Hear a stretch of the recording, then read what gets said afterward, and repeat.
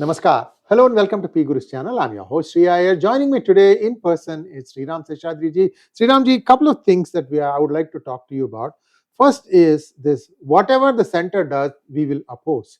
That seems to be the mantra of many of the indie governments, and I'm particularly referring to the Viswakarma scheme that Tamil Nadu is immediately starting to oppose. What is there to oppose in this? Isn't this a good scheme, sir? Definitely, Sree Iyer ji, that whatever the center comes up with some sort of a scheme for a social benefit. Two states which vehemently opposes, one is West Bengal, another is Tamil Nadu, right? Of course, there are other states which oppose, but but predominantly, see, 𝗍𝗏 scheme.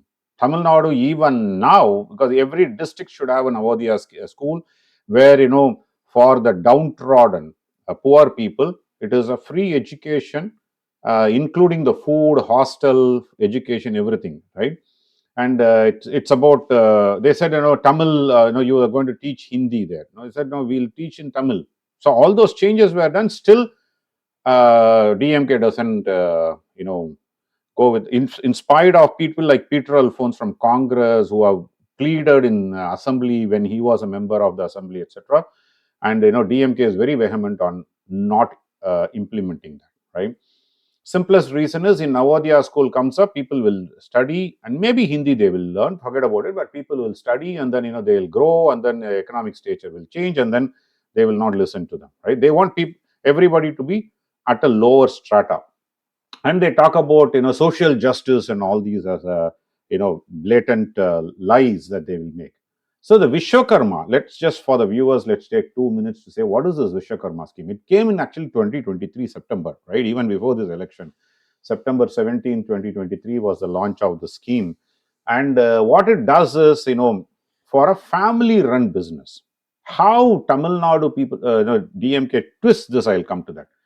If you are doing a family, that is, family-run business within the 18 categories, okay, and it has to be done manually, not an automated one. It's not, you run a TVS industry, which is also family run. That doesn't come under this, but, it's a family run, artisan, handcraft, trades that you are doing, like a carpentry or about a weaving or a tailoring or, making, cobblery and creating fishing net, because there are some specialized areas, right?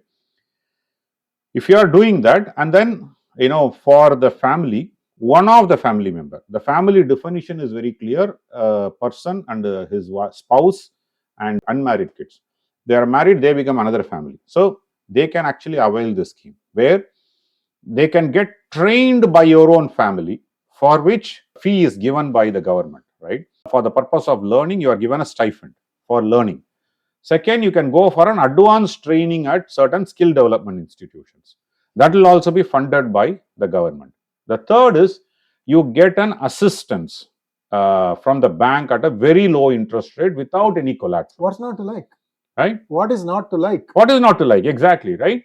And then, at a 5% interest, right? So you need to apply. So where the crux comes in, how the Tamil Nadu government spins this is, you should make this at a 35 plus years only should get it. The reason is, that is when they can independently decide. When someone with an 18, they get the 35 I don't know. I don't know, because so that by then the youngsters would have been their own voter base, etc. They would have created this. Maybe that's the reason.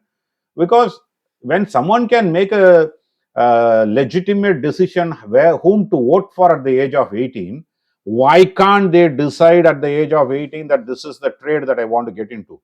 And nobody is and how the Tamil Nadu government actually spins this is, it is a caste based, right? It's a 𝗥𝗙𝗙𝗍, that is your own traditional. What government says is, it is a traditional artisan work, where your family run business or a traditional artisan, right?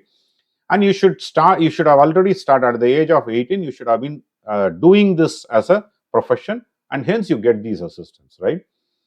It doesn't say you should belong to this caste for you to do this particular work. Say, for example, carpentry should not be an 𝗟𝗏𝗏, should belong to an 𝗟𝗏𝗏 caste. Only then you will get it. No, that's not the way they say.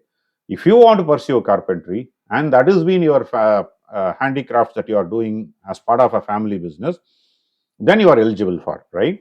And you can learn from your own father or uncle or anybody else, right? You can learn this and then get a stipend for this, okay? So why DMK government opposes this is they do not want the people to get benefited out of it. Very simple as that. For which they put a caste as a equation there.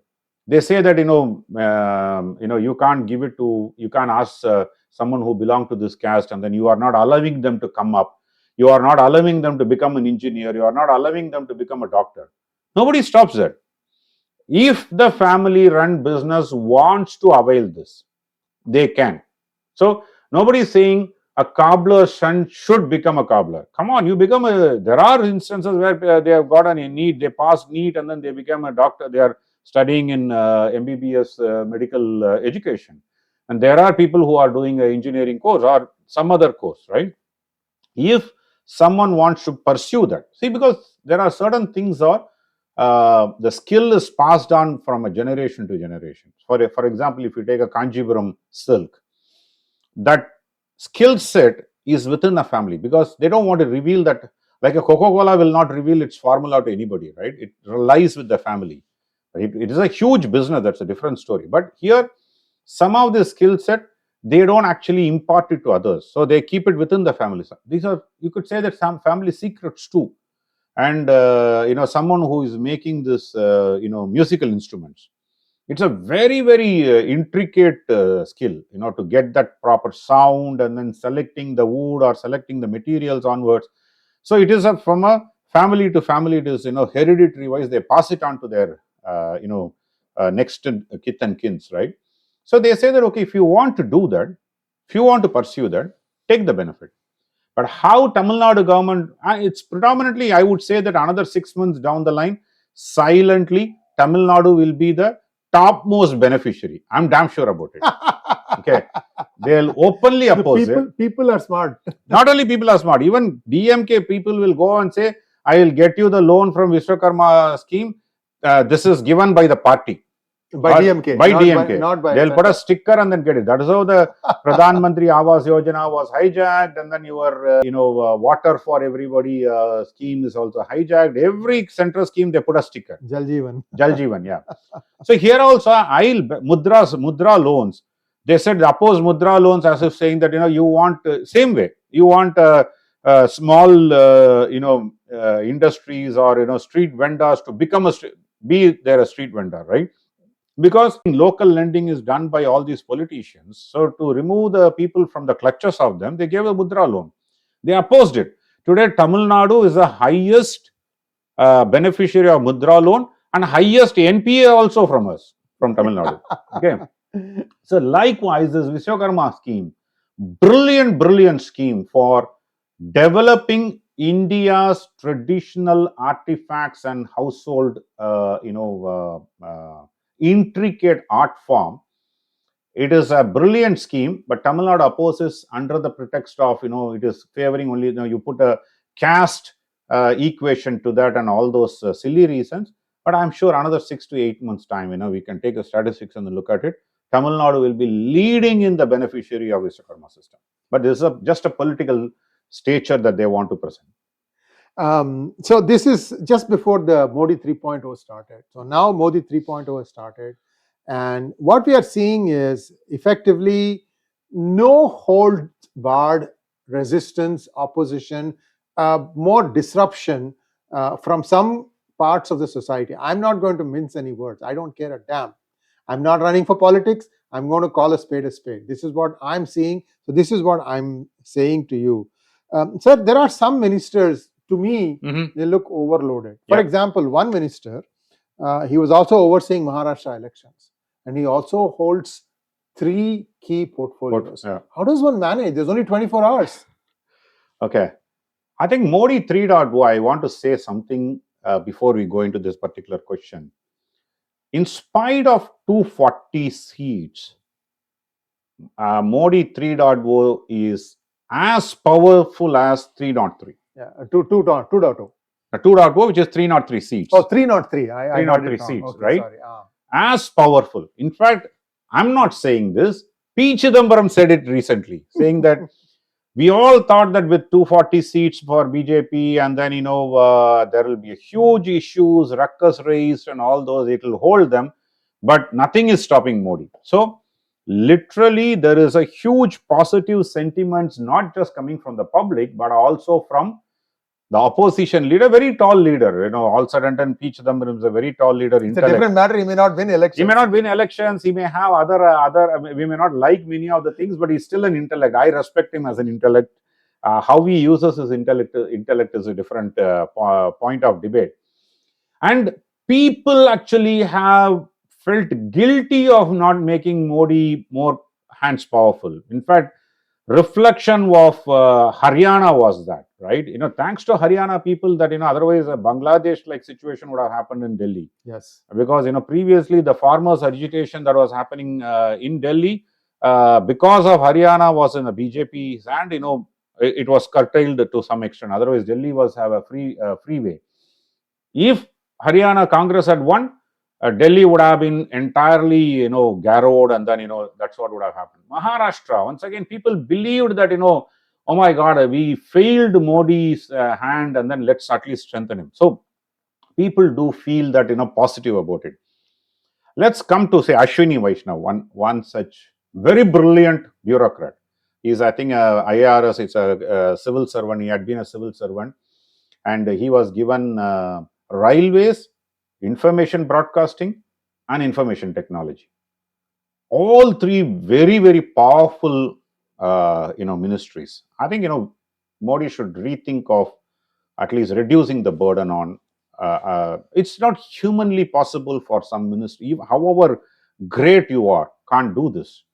And things are falling through the cracks. That's what I'm able to see it especially in the last 6 months, June to now, when I'm observing each one of the ministries. More or less everybody continued, right? Except that Anurag Singh Thakur was dropped. He was information broadcasting that was given to Ashwini Vaishnav. But otherwise, information technology and this one railways was held by Ashwini Vaishnav just before the election. Maybe, someone with more governing experience should. See, he may be a great administrator as a bureaucrat, right? Get the job done, but not a governing person. Maybe he is lacking in that, in my humble opinion. Say, I'll take information technology. World is running at a pace, and, what is our policy definition for information technology? I think that's where Ashwini Vaishnav should focus on. He's probably, best suited for that role. He will be able to think, he will be able to execute, he will be able to do that ideation in that. So give that to him. Information broadcasting, we have a Minister of States also, but literally, except for approving any channels and things like that, we don't see much of actions from there. How are we channelizing? How are we actually, because we have been talking about this, Sree Iyer, YouTube channels in India is like, bigger than the mainstream media, yes, right? Yes. Both in volume, both in economics also. And how are you channelizing it? Because there is no editorial policy for YouTube channels. Today, I can open a YouTube channel, make something viral, close down, and then go. No accountability, nothing rests on it. Unless the state government wants to take some action, which government like Tamil Nadu will do for making one wrong statement, they'll just go and, form a couple of teams and then hunt you down and then arrest you, put you behind the bars, right? But there's no editorial policies there. So I think that's where they should do. More importantly, on the railways, right? Suresh Prabhu was sacked as a railway minister when one accident happened. Today, the reasons for the accidents may be different, right? It was probably not it is still man-made. A lot of sabotage happens. So how is that, see, every time it happens, we'll handle with iron hand, and then, we will restrict this, we will do that, and then, they put up additional measures in that area where it happened. But how are you going to strengthen the railway network? How technology can be used? Today, you have satellite technology. You have so many other monitoring schemes. How is that, a government is going to look at these technology utilization? You have IoT instruments, you have near field communication, your sensors. one could use all those, at least come up with a vision document. Then people will have a trust. Oh my God, okay, fine. It will take 3 years for me to strengthen and safeguard the entire railway network for some, manual human sabotage, right? By keeping a cylinder there, or, we have seen a lot of videos where tracks are kept with a lot of boulders are kept on the tracks. You can't just run a pilot every time before a train goes, right? But trains are leaving at every 5-10 minutes right, intervals. 5 to 10 minutes intervals, right? Suddenly within that, someone keeps it, and then there is a derailment happens, right? So how is that technology can be used? More importantly, cleanliness of the trains. It used to be what Lalu Prasad Yadav, revolutionized railways when he was railway minister. After that, it went down the drain, but he revolutionized in such a way that it became profitable, right? And everybody, including IIM, started using that as a case study. How can uneducated, or rather, he is not uneducated, he is a lawyer, but very crude politician turn around this? But after that, it went down the drain, right? And Suresh Prabhu, after he came in the 2014, railways again became a nerve center for the Indian economy. Cleanliness, on time, services, and safety for the people. Today, I'll challenge, if you go and talk to a average commuter, at least 4 to 6 out of average commuter will say, even like a Seshadri, the cleanliness is not there, right? Though there are day run trains and very premium trains like Rajdhani or 𝗦𝗘𝗿𝗏𝗏 may be clean, but not every other train. Otherwise, it used to be very, very clean few years back. I'm not talking a few years, as 10, 20 years, 2 years back, right? So cleanliness, safety. You don't have to advance book it. People will come and sit. You take the pain of booking an AC compartment because you want a comfort, you have the money, and then people just like that come and occupy, and nobody takes actions on them, right? Only when you get impacted by this, you raise a noise about it, and that too, nobody comes in assistance. Unless otherwise, 10 people get affected by one person, then the people who are booked fight for it. But 10 people are affected by 20 different mob. There's no police, there's no station master, the TTR, nobody takes action.